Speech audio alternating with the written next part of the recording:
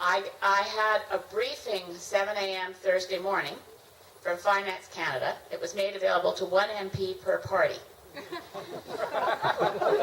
my whole caucus showed up, right? But Pierre Poilievre for the Conservatives, Peter Julian for the NDP, and I were the only ones who took up this offer. And we had a briefing from a senior Finance Canada civil servant who told us that the whole conversation was public and on the record. When I was in the room when Bill Morneau announced we were buying the pipeline on May 29th in Ottawa, he said the closing date was in August. So the update from Finance Canada is that that was on May 29th, merely a best guess. And this is a quote that Finance Canada bureaucrat said it will be sometime in Q3, a September type time frame. Okay, we don't know when the closing date is. So before the closing, what has to happen? Kinder Morgan shareholders have to meet and vote to approve the sale. That isn't scheduled yet. That's okay, we think they're going to approve it because they're making gazillion dollars. Second thing is they have to have an approval from the Competition Act in Canada. I think that's going to be pretty much a rubber stamp. But the third thing, and this, I shouldn't be so pleased. It needs approval from the United States after a national security review.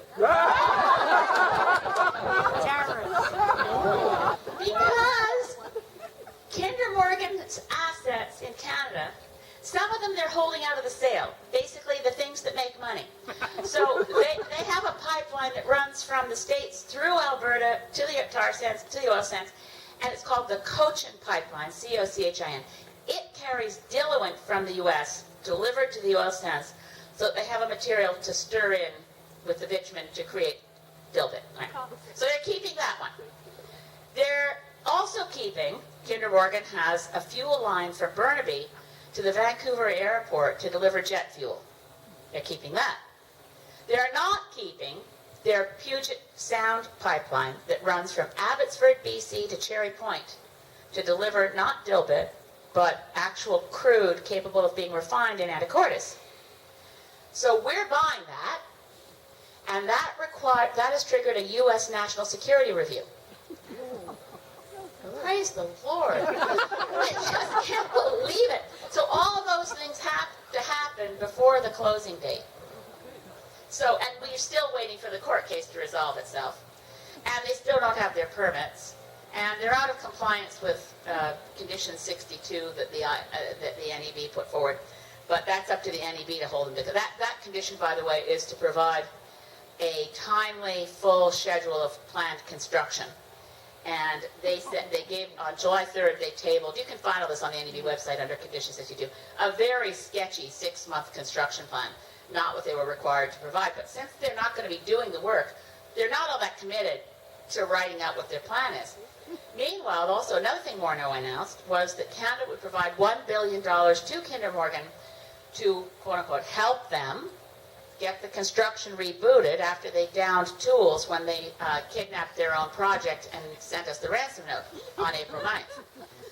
So that was supposed to be helping them get started again after they shut it down, $1 billion. So we asked the question, has the $1 billion been transferred? Well, no. Export Development Corporation is giving them a $1 billion guarantee. So how much money has transferred to Kinder Morgan? This is when the Finance Canada answers got interesting. I can't say.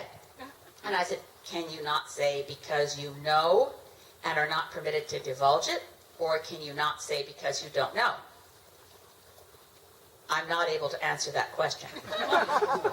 So that leaves us in a bit of a question of how much, I think an MP is entitled to know how much money our Export Development Corporation is given from public funds to Kinder Morgan. But they weren't able to answer that question. So that is a quick summary of the exciting update of how well we are doing as a country in buying a pipeline we don't want.